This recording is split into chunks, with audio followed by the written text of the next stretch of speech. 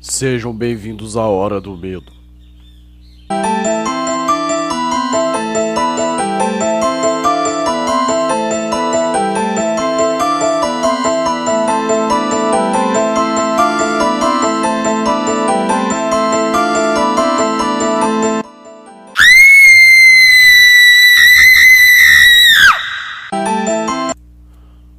Olá, minhas crianças. Como tem passado? Tem dormido bem à noite? Na Hora do Medo especial hoje de 30º episódio, iremos contar o Diário de Maria. Espero que gostem e que, claro, sinta o medo que está presente. Olá, meu nome é Maria. Estou agora com minhas amigas Renata, Lívia e Sara no aeroporto de Guarulhos, em São Paulo. Estamos nos preparando para embarcar para New Orleans, nos Estados Unidos. Resolvi iniciar esse diário para registrar tudo o que vamos vivenciar nesta viagem. Mandei relatos de nossos dias para Apocalipse 2000, já que New Orleans é considerada uma cidade assombrada. Nossa viagem já começou com algo sinistro. Renata sonhou ontem que o avião cairia no mar ao cruzar o Caribe. Bom, não acredito em premonições. Não vou deixar a viagem por causa de um sonho bobo. Ainda estamos tentando acalmar Renata, que já está grogue por causa de alguns calmantes. Bom, estão chamando o nosso voo. Preciso ir. Amanhã, eu ou alguma de uma das meninas contará como foi nossa chegada. Beijinhos. Publicado por Maria. New Orleans, 3 de março de 2001, às 13h25. Finalmente nosso avião pousou no aeroporto de Louis Armstrong. Foi uma viagem muito tranquila. Apesar da Renata ter se debatido a noite inteira, disse que continuou sonhando com a queda do avião. Ela suava bastante. Pensávamos que ela ia ter um treco, mas graças a Deus o avião não caiu e a Renata agora está um pouco melhor. Estamos em uma casa alugada na rua Coliseum Street, a poucas quadras do cemitério Lafayette, onde se passam algumas cenas do Entrevista com o Vampiro. Quero ver se amanhã conseguimos visitar esse cemitério. Sarah não gostou muito da ideia de fazer um tour lá, mas foi voto vencido. Admito que tenho medo, mas a minha curiosidade é muito maior. Por falar em medo, aconteceu algo muito estranho hoje. Estávamos colocando minhas roupas no armário e encontrei um pequeno boneco de palha, com um espantalho, de roupa preta e a cabeça toda queimada. Sei que New Orleans é uma cidade famosa por prática de voodoo, mas ele está com cara de quem foi esquecido por algum turista. Enrolei o boneco em um pano velho e deixei na parte superior do armário, longe das minhas roupas. Antes de ir embora, eu coloco no lugar. Quem sabe um dia o turista volta e pega de volta o seu bonequinho. Estou tentando me manter acordada, mas está difícil. Vamos dar uma volta pelo bairro e comer alguma comida típica. Beijinhos. Publicado por Maria. New Orleans, 3 de março de 2011, às 7h19. Gente, eu ia escrever isso, mas está tarde, mas não resisti. Que coisa maluca aconteceu com a gente. Resolvemos sair para comer num restaurante chamado Commander's Place, que fica em frente ao cemitério Lafayette. Chegamos lá, pedimos uns sanduíches, batatas, refrigerantes e alguns doces. Na hora de pedir a conta, a Lívia resolveu perguntar se eles faziam entrega. A moça do balcão disse que sim, desde que fosse nas ruas ali perto. Ela perguntou onde estávamos e explicamos que era a casa branca da Coliseum Street, mas não lembrávamos o número. Mas era uma casa com o vitral de uma santa e 2 crianças na janela da frente. Nessa hora, a balconista mudou totalmente a fisionomia. Disse que não entregariam nessa casa e disse para sairmos de lá o quanto antes. Perguntamos o porquê e ela disse que não podia falar agora. Pediu que voltássemos lá amanhã pela manhã que ela contaria toda a história dessa casa. Para mim, isso é a história para assustar turistas. Achei muito divertido o teatro que a balconista fez. Amanhã devemos passar lá e descobrir que história é essa dessa casa. Publicado por Maria. New Orleans, 4 de março de 2011, às 8h23. Essa história da atendente do restaurante deixou as meninas assustadas. Sarah e Lívia passaram a noite em claro na frente da TV com medo de deixar a casa na escuridão e a Renata se dopou de remédios para dormir. Ficou falando algumas coisas durante a noite, mas não consegui entender. Eu dormi como uma criança. Consegui convencer as meninas a não voltar lá no restaurante. É perda de tempo. Hoje vamos fazer um passeio pelo centro da cidade para aproveitar e curtir uns blues na rua. Vamos aproveitar e já agendar outros passeios para os dias seguintes. Sei que existe um tour fantasma e uma visita a áreas históricas chamada Plantations. Mas hoje quando eu acordei fiquei muito chateada. Alguém pegou aquele boneco de palha que eu havia guardado no fundo do armário. Desembrulhou e colocou sobre as minhas roupas. Isso manchou a camisa que eu gostaria de sair. Agora tem uma marca em forma de cruz queimada na região da nuca. Mas tudo bem. Se eu sair com o cabelo solto, nem vai dar pra ver. Perguntei para todas as meninas e nenhuma delas sumiu. Renata disse que nem sabia sobre esse boneco no meu guarda-roupa. Ainda descubro quem foi. Sarah está ficando assustada com essas coisas que andam acontecendo. Para mim, ela está sugestionada e fica achando que coisas sobrenaturais em cada tipo diferente que acontece. Daqui a pouco ela vai falar que o copo sujo em cima da pia é obra de fantasma. Preciso ir, as meninas já chamaram o táxi. Depois conto como foi nosso dia. Beijos. Publicado por Maria. New Orleans, 5 de março de 2011, às 10h05. Olá, quem está escrevendo hoje é a Sarah. Resolvi escrever porque tenho certeza que a Maria não vai contar tudo o que aconteceu ontem no bar. Resolvemos parar no Pat on Brian, na terceira quadra da Bourne Street. Havia uma placa dizendo que havia um som ao vivo de um blues. Optamos por esse. A noite foi bem tranquila. Nata bebeu um pouco mais da conta e se engraçou com o rapaz da cidade. Lívia, Maria e eu ficamos sentadas na mesa curtindo o show. Até que o Blue Man resolve cantar uma música muito sinistra. Quando ele disse que ia tocar uma música de Robert Johnson, já fiquei arrepiada. Robert Johnson tem umas músicas com letras muito sombrias, que falam de pactos com o demônio, inferno, etc. Não gosto muito dessas coisas, eu queria sair da mesa, mas as meninas não deixaram. No meio de uma música chamada Hellhound on My Trail, Maria começou a passar mal, transpirava muito e seus olhos ficavam avermelhados. Ela arranhava a mesa de madeira com tanta força que rastros de sangue de sua unha ficaram gravados ali. Ela dava soco na própria nuca e gritava, tira ele daí. Quando Maria caiu da cadeira, o Blue Immense parou de tocar a música. Nesse momento, Maria voltou ao normal. E de nada se lembrava. No caminho para casa, ela disse que se sentiu mal e caiu da cadeira. Ela acha que foi ao drink que ela tomou. Porque ela não se lembra de arranhar a mesa nem gritar durante o show. Ficamos muito assustadas com isso. Tenho a sensação de que mais coisas estranhas estão para acontecer. New Orleans, 6 de março de 2011. Às 6h15. Não acredito que a Sarah escreveu aquilo. Não tem nada a ver. Eu apenas passei mal por causa da bebida. Acabei misturando destilado com cerveja e já vi o que dá. Fora isso, no dia de ontem e hoje foram bem agitados. Fizemos um passeio por todo o Frente 4 e conseguimos fazer um tour fantasma à noite. Existem passeios que exploram as histórias de fantasmas do bairro. Quando passeávamos perto da casa de Julie, uma jovem que morreu de frio no telhado de sua casa para provar o seu amor, algo muito estranho aconteceu. Renata, que ainda estava passando mal de tanto beber na noite anterior, disse que estava vendo a moça no telhado. Os guias disseram que poderia ser algum gato, sombra ou nuvem, mas ela disse que uma moça de cabelos negros, pele branca e completamente nua fazia gestos para elas. Gestos como se estivesse ameaçando. Renata nos largou no meio do tour e voltou correndo para pegar um táxi para casa. Quando chegamos, encontramos Renata encolhida no canto da sala, tremendo toda molhada, dizendo que Julie estava na casa.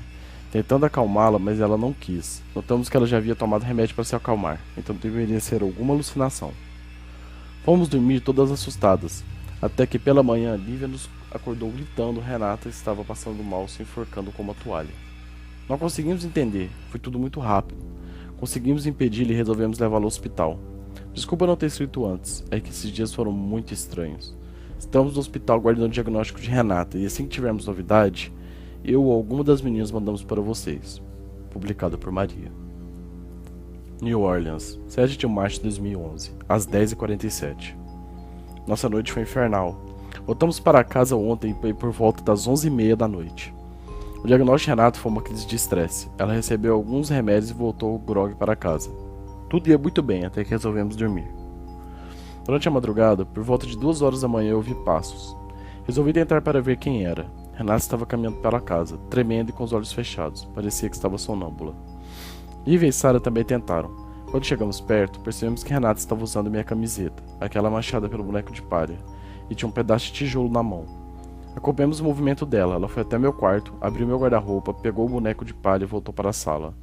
Com o boneco na mão esquerda, ela fazia gestos circulares em sua nuca e com a mão direita começou a escrever algo na parede. Não conseguimos ler o que ela escreveu, pois estava escuro. Quando ela terminou, Renata caiu no chão como se estivesse desmaiada. Levamos ela ao meu quarto e ficamos de olho. Ela dormiu a noite toda. Hoje pela manhã resolvi ver o que Renata havia escrito na parede. Além de um desenho parecido com o boneco de palha, ela escreveu a seguinte coisa: sua vida é sugada pela energia dos fracos, e os fracos temem por sua vida. Não haverá piedade, não haverá misericórdia. Ficamos muito assustadas. Queremos sair logo daqui, mas está chovendo demais. Apesar de tudo que aconteceu, não quero acreditar que é algo sobrenatural. Ainda acho que Renata vai melhorar pela manhã e continuaremos nossa viagem. Assim espero. Publicado por Maria. New Orleans, 9 de março de 2011, às 9h31. Desculpe por não escrever nada ontem. Foi um dia tão corrido, ficamos fora o dia todo à procura por outra casa para morar, já que ainda ficaremos aqui nos Estados Unidos pelo menos uns 20 dias. Foi em vão. Hotéis são muito caros e todas as casas que procurávamos estavam ocupadas. E duas delas que estavam disponíveis não queriam nos alugar por estarmos naquela casa estranha. Ainda estamos tentando nos recuperar do surto da Renata. Ela está bem. Colocamos um guarda-roupa na parede onde ela havia escrito aquelas coisas e não contamos a ela. Ela não precisa de mais problemas fora os que estão tendo. Hoje pela manhã resolvemos procurar a balconista do restaurante que fomos, para conversar sobre a casa. Mas ela não apareceu para trabalhar nem ontem nem hoje. Estou com mau pressentimento sobre isso. Publicado por Maria. New Orleans, 12 de março de 2011, à meia-noite e 21. Tivemos dias terríveis entre quinta e hoje. Vou contar tudo o que aconteceu nesse inferno, eu não estou aguentando mais. Mas caso aconteça algo com a gente, vocês ficarão sabendo. Na quinta-feira, dia 10, saímos novamente para procurar a balconista do estranho restaurante. Batemos na porta, mas o restaurante estava fechado. Muito estranho, por ser perto da hora do almoço. O segurança que estava lá dentro nos informou que estavam todos no enterro da balconista. Ela foi assassinada em frente ao cemitério, estrangulada. Ficamos chocadas, resolvemos passar lá para ver o enterro da moça. Quando chegamos lá, estávamos a poucos minutos de colocar o caixão no mausoléu. Neste instante, Renata me puxou para o canto e disse que estava ouvindo a voz da balconista. Ela me disse que sabe quem a matou e que quer que Renata a ajude a localizar. Logo que acabou o enterro, conversamos com o dono do estabelecimento e ele disse que uns dias para cá a moça estava tendo surtos estranhos. E achamos que ela estava se drogando e foi morta por dívida de drogas. Eu não acredito muito nisso. Acho que acredito mais na Renata do que no dono do restaurante. Na sexta-feira acordei com o grito da Lívia. Corri até o quarto e vi Renata de pé ao lado da cama, com a mesma fisionomia assustada de antes. Ela tremia e arranhava a parede. Até que uma hora ela saiu correndo pela casa e começou a bater no guarda-roupa que colocamos na frente das frases que ela escreveu. Tentamos segurá-la. Ela me deu um tapa muito forte e agarrou Lívia pelo pescoço. Quase a matou. Se não fosse a Sarah bater com uma vassoura em suas pernas. Resolvemos amarrar Renata até que ela voltasse ao normal. Tudo ia bem, até que essa madrugada Renata começou a falar com uma voz de demônio grossa e estranha. Disse que todas nós iríamos morrer e que iríamos arder no inferno para toda a eternidade. Estamos muito assustadas. Renata ainda está amarrada. Pela manhã devo procurar um padre ou algo para tirar isso de dentro dela. Não sei mais o que fazer. Publicado por Maria. New Orleans, 13 de março de 2011, às 9h10. Renata desapareceu. Vamos procurar por ela. Publicado por Maria. New Orleans, 16 de março de 2011, às 2h13. Depois de 2 dias desesperadas, finalmente encontramos a Renata. Mas ela não está nada bem. Está magra e desidratada. Foi levada às pressas para o hospital. De acordo com os médicos, ela deve sair logo de lá. Ainda estamos relutantes em ligar para nossos pais. O mais estranho foi aonde a polícia encontrou Renata, no cemitério, deitada ao lado do túmulo da garçonete. Não vejo a hora de ir embora daqui. Publicado por Maria. New Orleans, 22 de março de 2011, às 9h36. Essa última semana foi tranquila, apesar do dia de ontem. Renata voltou para casa no dia seguinte, mas os médicos falaram que recomendam que ela permaneça em repouso. Foram 2 dias que ficamos praticamente o dia todo trancadas dentro de casa. O que aconteceu de estranho mesmo foi hoje à tarde. Tivemos uma conversa e decidimos sair nós 3. Eu, Sarah e Lívia, que tentaríamos nos livrar daquelas coisas que achamos que estão nos causando problemas. O boneco de palha e a camiseta marcada de cruz na nuca. Fui procurar esses objetos pela casa e eles desapareceram. Ótimo. Acho que agora estamos tendo dias melhores. Publicado por Maria. New Orleans, 26 de março de 2011, às 12h01. Hoje recebemos a visita do dono da lanchonete. Ele disse que precisava conversar conosco. Ele disse que precisava revelar algo para nós e pediu que nos acompanhássemos. Ele encontrou algo estranho quando estava limpando os pertences pessoais da garçonete. Dentro de uma pequena caixa havia uma vela, uma imagem de um santo sem cabeça e uma carta ao lado. Ao ler a carta, ela percebeu que estava falando sobre nós e resolveu nos entregar. Abaixo, vou dizer a vocês o conteúdo da carta. Meninas, acho que vocês precisam de ajuda urgente. Tenho certeza que isso está acontecendo é por causa da casa onde estão passando essa temporada. Mas agora é tarde. Mesmo que saindo daí, a maldição vai persegui-las. Procure o Sr. Lewis, na 620 DeKalb Street. Ela dirá a vocês o que irá fazer. Sua vida é sugada pela energia dos fracos e os fracos temem por sua vida. Não haverá piedade. Ao ler essa última frase eu fiquei chocada. Como ela sabia disso? E que maldição é essa? Bom, vamos agora à procura do Sr. Lewis. Publicado por Maria. New Orleans, 29 de março de 2011 às 10h34. Passamos pelo endereço escrito pela carta. Lá é o Museu Histórico de Voodoo de New Orleans. Procuramos o Sr. Lewis, mas ele está de férias. E volta daqui uma semana. Ligamos para o museu, mas não nos deixamos falar com o Sr. Lewis. Pelo que me parece, ele é segurança do museu e só está lá à noite. Estão criando problemas para que possamos encontrá-lo. Não demos detalhes da nossa conversa. Voltaremos aqui amanhã. Publicado por Maria. New Orleans, 7 de abril de 2011, às 9h25 da manhã. Fomos até o museu de madrugada para tentar falar com o Sr. Lewis. Eram mais de 3 horas da manhã quando conseguimos localizá-lo. Dissemos que precisavam muito falar com ele. Ele abriu a porta e nos recebeu. Um senhor negro de cabelos bem branquinhos, apontando ter seus 70 anos de idade, nos recebeu com uma expressão tranquila e serena. Mostramos a carta para ele. Não me pareceu assustado nem nada. Parecia que já sabia sobre o que aquilo se tratava. Antes de contar minha história, preciso saber se estão dispostas a ouvir e acreditá-la. Sim, claro que estamos, respondeu Lívia. E ele começou a dizer: meu nome verdadeiro não é Luiz. Me chamo Nicolas Cazeller. Nasci em 1812. Sou filho de uma mulher que vocês devem conhecer pelo seu nome mais popular, Julie. Sim, a mulher que aparece no French Quarter. E que morreu de frio no telhado de sua casa. Quando minha mãe morreu, eu tinha apenas 3 anos. Meu pai decidiu partir para a Europa e me abandonou em um abrigo. Fiquei lá por muitos e muitos anos. Quando saí de lá, queria obter respostas sobre minha família. Comecei a praticar voodoo. Queria me comunicar com os mortos. Queria falar com minha mãe. Quando completei 30 anos de idade, coloquei meu plano em prática. Fui até a casa onde ela morreu e busquei por respostas. Preparei todo o ritual e minha mãe apareceu para mim. Disse que eu devia fazer um pequeno ritual para ela. Eu deveria pegar um boneco de palha, vesti-lo de preto e queimar toda a sua cabeça. Fiz isso com todo o material que eu tinha, e algo estranho aconteceu. Minha mãe começou a chorar, disse que eu a havia libertado. Ela queria esperar meu pai em casa, disse que ficaria naquela casa até meu pai voltar. Eu falei que papai desapareceu há anos e não voltaria, mas ela continuou repetindo isso. Ela disse outra frase que me acompanharia pelo resto de sua vida. Você será testemunha quando seu pai voltar. Você só morrerá quando ele estiver em meus braços. Saí de lá assustado. Desde esse dia, o fantasma de minha mãe assombra aquela casa. Nunca contei isso a ninguém. Ficamos pasmos com o relato do pobre homem, ser condenado a viver pela eternidade esperando seu pai, que já deve ter morrido há anos. Estava quase amanhecendo quando ele terminou a história. Ele pediu para que voltássemos amanhã para que pudéssemos ajudá-lo. Estávamos muito ansiosos por esse dia. Publicado por Maria. New Orleans, 16 de abril de 2011 às 7h11. Finalmente conseguimos encontrar Sr. Lewis. Procuramos ele por várias partes. Ele nos pediu desculpas por ter desaparecido. Disse que sabíamos que íamos procurá-los, mas ele ficou doente. Disse que algo estranho ocorreu, pois nunca haveria ficado doente dessa forma. Quando ele resolveu falar, ficamos muito assustadas. Sei exatamente pelo que estão passando. E vou ajudá-las a se livrar disso tudo. Vou explicar o que houve. Quando eu pratiquei o ritual para contactar minha mãe, fui amaldiçoado, como disse a vocês. Estou condenado a viver a eternidade esperando pela volta de meu pai. Não vou morrer. Mesmo essa doença que me deixou de cama não seria capaz de me matar. Estou condenado a ver muito sangue durante toda a minha vida neste maldito mundo. Quando terminei o ritual para contactar minha mãe, voltei para minha residência e... sabe onde eu morava? Nessa mesma casa onde vocês estão hospedadas. Nessa hora senti um frio na barriga. Depois ele continuou. Na mesma noite recebi a visita de um espírito. Uma outra alma de mulher que queria ajuda. Uma mulher linda, de cabelos longos e brancos. Muito, mas extremamente muito jovem.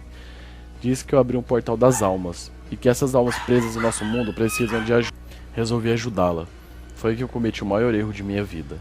Essa mulher me começou a fazer um ritual dentro da casa. No quarto do guarda-roupa de madeira escura. Sentei na cama e comecei o ritual. Neste momento, senti algo pressionando minha garganta e desmaiei. Acordei algumas horas depois, deitado no chão. A última coisa que vi era o símbolo de 2 tridentes e garfinismos estranhos escritos debaixo daquela cama. Depois de alguns anos entendi o que aconteceu. Essa mulher não queria ajuda para se salvar. Ela me usou para abrir um portal para trazer os espíritos para a terra. Esses espíritos se apoderam do corpo das pessoas que dormem sobre esse símbolo. Nesse momento tudo fazia sentido. Esse quarto era o da Renata. Ela dormiu exatamente sob este símbolo. Mas depois ele disse algo que me deixou ainda mais assustado. O espírito se apodera do corpo e elege suas vítimas por pequenas marcas. Repare se alguém tem algum objeto marcado de forma de cruz. Eu fiquei apavorada nesse momento, pois eu usei a camiseta com marca de cruz. Agora quero que façam algo para que eu possa ajudá-las. Voltem aqui na sexta-feira da Páscoa, dia 22, e tragam aquele boneco de palha. Com ele posso tentar reverter essa maldição.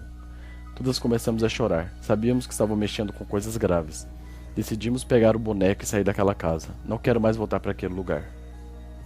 New Orleans, 24 de abril de 2011, às 10h11. Desculpa pela demora em responder, mas ocorreu algo terrível no encontro com o Sr. Lewis, e depois do encontro também.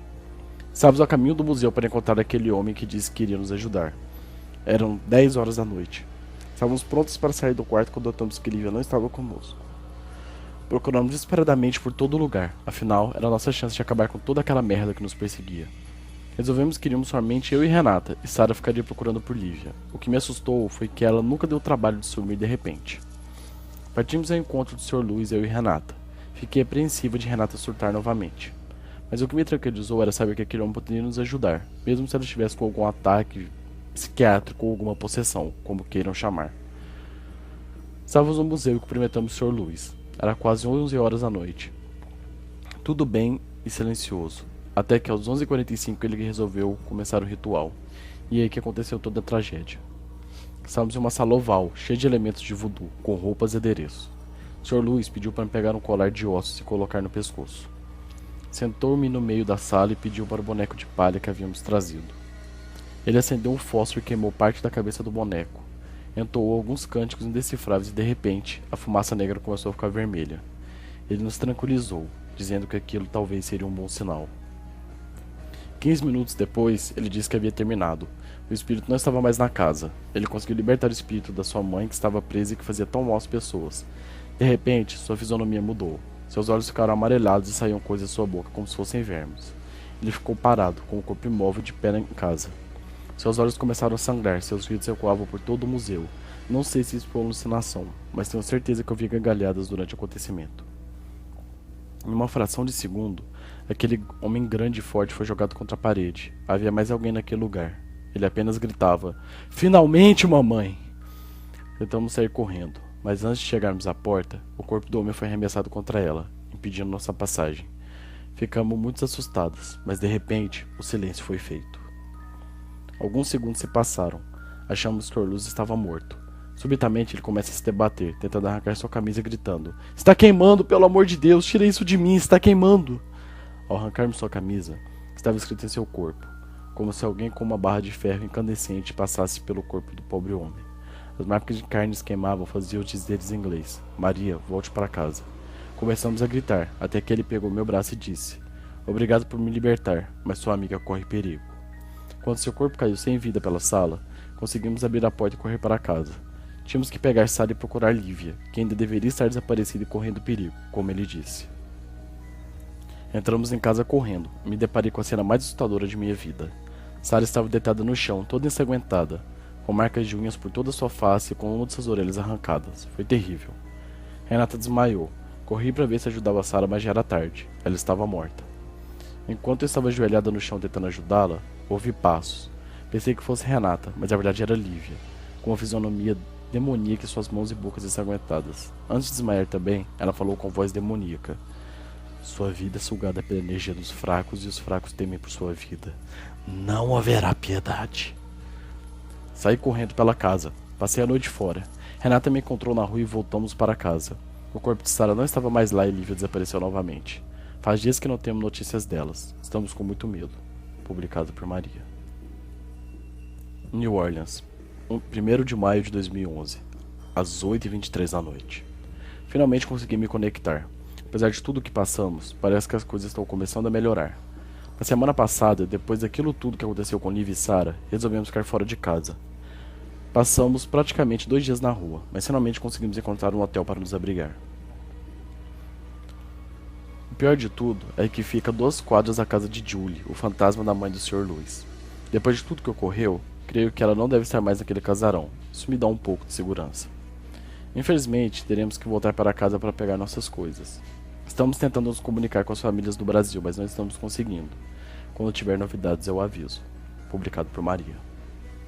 New Orleans, 7 de maio de 2011, às 11h56 da manhã. Meu Deus, estamos há dias tentando ligar para nossas famílias e ninguém nos atende. Agora há pouco, tentei ligar para a casa dos meus pais. Chamou diversas vezes e quando atendeu, uma voz macabra disse ao telefone: "Estão todos mortos." Joguei o telefone no chão e pedi para Renata tentar ligar para os meus pais. A mesma situação. Quando ela ouviu a voz no telefone, começou a tremer e chorar. "Não sei o que vamos fazer, temos que ir embora daqui logo." Publicado por Maria. New Orleans, 15 de maio de 2011, às 6h47 da noite. Ontem voltamos para casa para pegar algumas coisas. Ficamos mais de uma semana sem pisar lá dentro. Renata ficou do lado de fora e eu entrei. Não quis demorar muito, peguei somente as roupas no guarda-roupa e a mala de Renata. O que me preocupou foi uma foto que tiramos da casa quando tentamos tentar voltar ao hotel. Resolvemos parar em frente da casa onde Julie costumava nos assombrar, na 732 Royal Street, New Orleans.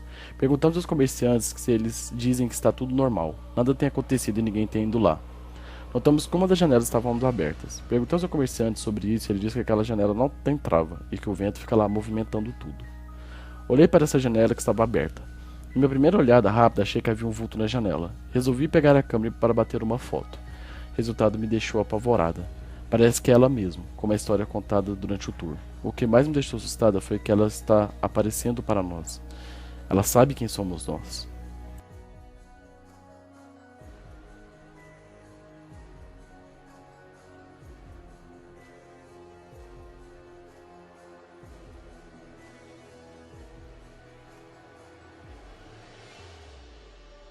New Orleans, 22 de maio de 2011, às 4h59 da tarde. Cada vez que entro naquela casa, me arrependo até o último fio de cabelo. Como já disse, tínhamos que voltar para casa e pegar nossas coisas. Inclusive, tínhamos que verificar o que fez com nossas malas das outras meninas, já que as duas desapareceram. Ontem, depois de muita discussão entre eu e Renata, resolvemos voltar até a casa, mas dessa vez iríamos nós duas. Quando entramos pela casa, encontramos quase tudo como deixamos, apesar de muita poeira e as roupas de Sarah e Lívia estarem em seus devidos quartos. Pegamos as nossas últimas malas e levamos ao táxi. Quando voltamos para pegar as malas das meninas, uma coisa assustadora aconteceu. Entramos na casa. Quando passamos pela sala, a porta se fechou sozinha. Tudo ficou escuro. Parecia em 5 segundos que o sol havia baixado e virado noite. Ficamos imóveis e atentos ao que poderia acontecer. De repente, ouvimos um choro de criança bem baixinho. Chegamos perto da escada e vimos uma criança com cabelos compridos e lisos, abaixado com a cabeça entre os joelhos e tremendo muito. Renata me cutucou para chegarmos perto. Resolvemos ir lá então. Fomos nos aproximando da criança e o choro cada vez ficava mais alto. Eu não estava aguentando mais aquele choro. Perguntei se estava tudo bem, mas nada da criança responder. Renata foi tocar a cabeça da criança. Quando ela botou a mão próximo à nuca, a cabeça se mexeu. Os cabelos começaram a cair de lado e foi possível ver a face da criança. Ela estava com a cabeça virada em 180 graus. Estava com os olhos vermelhos e chorando. Aquela cena me deixou apavorada. O seu choro era um choro de criança. Eu não estava sabendo o que era aquilo. Demos mais alguns passos para trás e a criança se levantou. Andava em nossa direção, de costas, mas com a cabeça virada para nós. Impossível um ser humano fazer isso. Seu queixo tocava a etiqueta da camisola. Ela continuou caminhando e começou a falar. "Não me deixem aqui, por favor." Conforme ela foi se aproximando, conseguimos reconhecer a criança. Aquela era Sarah, quando tinha seus 6 anos de idade. Reconhecemos rápido, pois estávamos juntas e nós duas crescemos juntas. Comecei a tremer de desespero. A criança continuava vindo em minha direção, agora estendendo os braços pálidos e magros, mas com seus polegares apontados para baixo. "Tenho medo de ficar sozinha. Ela vai voltar logo. Ela vai voltar logo." Aquilo mexeu conosco. Renata resolveu chegar perto e abraçá-la. Meu Deus, por que aquilo estava acontecendo com nós? Mas quando estava quase com os braços da criança em seus ombros, a fisionomia da pequena Sarah mudou. Seus dentes ficaram pontiagudos e tentavam morder o braço da Renata. Corri para ajudá-la. Dei um chute na boca daquele pequeno monstro, que caiu e começou a gemer como um porco agonizando. Ela se debatia e se machucava, deixando marcas de sangue por todo o chão que ficava rolando. Suas pequenas unhas arranhavam o chão de madeira, fazendo um barulho assustador de unhas e madeira rachando. Conseguimos abrir a porta e corremos para o táxi. Estamos pensando seriamente em deixar as coisas das outras meninas ali e nunca mais voltar. Não sei o que fazer, meu Deus, por favor, me ajude. Precisamos ajudar nossas amigas a entender o que aconteceu. Publicado por Maria. New Orleans, 31 de maio de 2011, às 9h47 da manhã. Desistimos de brigar com o sobrenatural, mas achamos que arrumamos mais problemas do que solução. Ontem fomos comunicar à polícia sobre tudo isso que ocorreu. Dizemos que presenciamos a morte de Sarah e que nossa amiga Lívia era grande suspeita, já que nos atacou toda ensanguentada. O policial pediu nossos documentos e tinha os documentos dela. Apresentamos nossos passaportes, mas dissemos que os delas ficaram em casa. Ele pediu o nome completo para verificar com os registros da imigração. Os nomes das duas pessoas não apareceram na lista de pessoas que entraram nos Estados Unidos. O meu nome e o da Renata estavam lá, mas o de Sarah e Lívia não aparecem. Um policial foi designado para ir até a casa. Ele disse que não encontrou nada na casa, nem documentação, nem roupa, nenhum vestígio de que elas teriam ido com a gente. Fomos dispensadas, com a promessa que iriam investigar o caso, mas pela cara que eles ficaram, não parece que vão nos levar a sério. E para não dizer que as coisas não podiam piorar, fui olhar a foto do meu passaporte e adivinha que roupa que estou usando. A camisa que foi marcada com a cruz na nuca. Parece que existe alguma perseguição sobrenatural que ainda não consegui entender. Publicado por Maria. New Orleans, 9 de junho de 2011, às 4h41 da tarde. Ando tendo sonhos assustadores nos últimos dias. Está difícil manter a calma nesse momento. Foram diversos sonhos, mas vou contar o mais assustador que eu tive essa semana, e o que deve estar por vir. Na noite de terça para quarta, sonhei que estávamos nós quatro, eu, Renata, Lívia e Sarah no parque de Ibirapuera, em São Paulo. Era um dia claro e bonito, mas o parque estava deserto. Andava de bicicleta durante o percurso. Sarah se desequilibrou e caiu. Paramos todas para ajudá-la. Quando eu fui puxá-la pelo braço, sua fisionomia mudou para aquela criança que vimos na casa há algumas semanas. Saí de perto, mas quando olhei para trás, as outras meninas também tinham fisionomia parecida. Estavam todas com os rostos de quando éramos crianças, mas com a face toda machucava. Lembravam muito da menina do exorcista. Tentei correr, mas elas me agarraram e me levavam para o lago. As aves que estavam lá voavam assustadas. Enquanto aqueles monstros deformados me carregavam, eu gritava e tentava me soltar. Até que quando chegamos a uma ponte por onde a água batia na minha cintura, Renata me pegou pelo cabelo e afundou minha cabeça na água, tentando me afogar. Eu me debatia, me sentia asfixiada. Consegui levantar a cabeça uma ou duas vezes, até que a terceira vez vi o rosto da Renata no fundo do lago, mas com sua fisionomia calma e serena, de olhos fechados, como se estivesse morta. Nesse momento acordei desesperada, escorrendo suor e tremendo. Quando eu acordei, saí correndo para ver como Renata estava. Ela estava dormindo, com a mesma fisionomia que eu havia visto na água. Foi aí que algo estranho aconteceu. Renata começou a falar, gemia e chamava por meu filho, mas não com a sua voz. Tentei acordá-la e ela se levantou de repente e me agarrou o pescoço gritando: 4 de julho! 4 de julho! Depois disso ela acordou. Disse que teve um pesadelo terrível. Disse que teve uma visão de garçonete no restaurante do fantasma da Julie e de Sarah. Disse que a garçonete estava lutando com Julie que queria me atacar e Sarah correu em minha direção gritando: saia daqui antes do 4 de julho! Antes do 4 de julho! Nos abraçamos e começamos a chorar. Não sei o que fazer. Publicado por Maria. New Orleans, 15 de julho de 2011, às 11h57. Estou mandando essa mensagem para alguém que consiga entender o que anda acontecendo. Estou sendo perseguida. Lembra do sonho anterior que contei, de ser afogado pelas minhas amigas? Pois bem, depois desse dia, meus pesadelos só pioram. Fomos dormir por volta das 9 da noite. Estávamos muito cansados. Tive mais um daqueles pesadelos terríveis. Sonhei que estava na casa de Sarah e que ele esmurrava a porta desesperadamente tentando nos atacar. Quando ela quebrou a porta, eu acordei. Mas quando eu acordei, tive a pior sensação de minha vida. Senti que havia alguém deitado ao meu lado. Estava escuro e não consegui ver quem era. Pensei que fosse Renata, mas quando toquei em seu braço, senti a pele gelada nos meus dedos. O corpo começou a se mexer lentamente, como se estivesse dormindo. Sentei na cama e tentei sair devagar, para que essa coisa não me notasse. Quando estava quase saindo da cama, senti uma mão gelada pegar meu calcanhar. Ela me puxava para a cama enquanto eu me debatia para levar dela. Gritei por socorro e Renata me ouviu. Ela não teve tempo de gritar. Veio em minha direção e pegou uma caneta e começou a cravar nas costas aquela coisa. Depois da primeira punhalada, os seus longos cabelos deixou que víssemos sua face. Era Lívia. Possuía por algo que não conseguia descrever, com os olhos vermelhos de sangue e pele pálida e destruída. Mas a segunda punhalada que gritou fui eu. Ela avançou em minha perna e começou a morder meu tornozelo. Eu gritava de dor e tentava arrancar aquela coisa de minha perna. Parecia um cão faminto abatendo uma presa. Quando eu consegui sair, notei que minha perna sangrava muito, e um pedaço da pele estava na boca daquele ser. Renata desferiu um último golpe que cravou a caneta no pescoço de daquilo que talvez seria Lívia. Um sangue negro jorrava pelo seu pescoço, manchando as paredes do quarto. O ser se jogou pela janela. O barulho acordou os outros hóspedes e 2 seguranças, que vieram nos ajudar. Contamos uma história, mas eles não acreditavam. Ouvi alguém falando baixinho que achava que estávamos fazendo alguma orgia sangrenta naquele quarto, o que isso é comum entre os turistas de New Orleans. Resolvemos ignorar. New Orleans, 27 de junho de 2011, às 8h23 da noite. Que noite assustadora. Bem, vou tentar organizar as ideias, mas minhas mãos não param de tremer. Foi a pior noite que eu tive aqui nessa cidade. As coisas pareciam estar se acalmando. Fui ao médico e não era nada grave. Na verdade, tivemos noites mais tranquilas. Estamos tentando nos organizar para ir embora daqui o mais rápido possível, mas só conseguimos remarcar nossos voos para o dia 11. Depois daquilo que aconteceu hoje, tenho medo que possa acontecer se eu não sair daqui até o dia 4. Estamos revendo tudo que havíamos publicado nesse diário no Apocalipse 2000. Eu estava no computador enquanto Renata assistia televisão. Devia ser 11 horas da noite, pouco antes de desligar. Fui ao banheiro e deixei o computador ligado. Ouvi um clique, mas achei que fosse imaginação. Fui dormir. Quando me deitei na cama, senti um calafrio.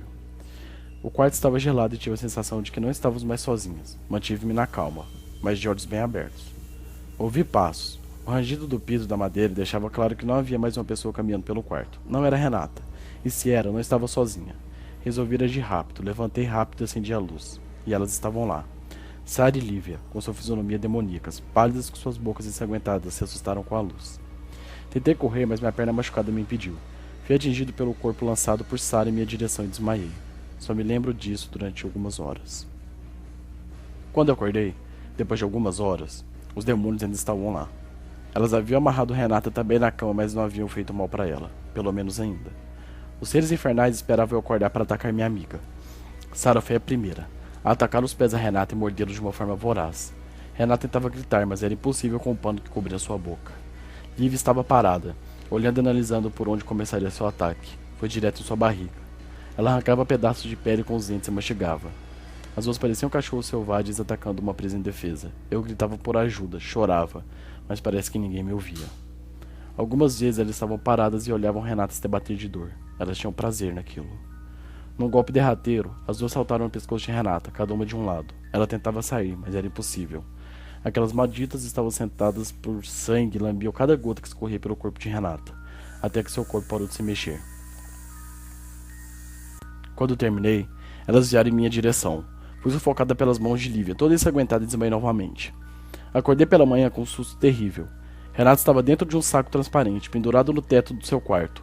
Seus olhos estavam abertos e tive a sensação de ver sua mão mexer. Tentei tocá-la, mas sua pele estava fria. Estava morta. Ainda pingava sangue no quarto, que teve o chão coberto por sangue de minha amiga. Peguei as coisas e saí de lá. Larguei tudo no hotel. Fiquei somente com a roupa do corpo e do computador. Mais tarde, depois de me acalmar e me hospedar em outro hotel, resolvi abrir o computador e descobrir o que era aquele clique que eu ouvi antes de dormir. Alguém tirou uma foto do meu computador, e vejo o que apareceu. Agora estou sozinho nessa cidade. Não sei mais o que fazer. Quero voltar para casa, mas eu acho que vou precisar voltar àquele hotel para pegar meu passaporte e minhas coisas. Meu Deus, quando isso vai acabar? Publicado por Maria. New Orleans, 3 de junho de 2011, às 11h11 da noite. Desisti do hotel. Estou indo direto para o aeroporto tentar ir embora. Estou tentando antecipar meu voo, mas eles mantêm meu bilhete para dia 11. Não quero saber mais de ficar em casa nenhuma. Dormirei no aeroporto até que eu consiga ir embora. Meu computador anda meio estranho. Algumas mensagens esquisitas estão aparecendo. Vou tentar passar um antivírus. Publicado por Maria.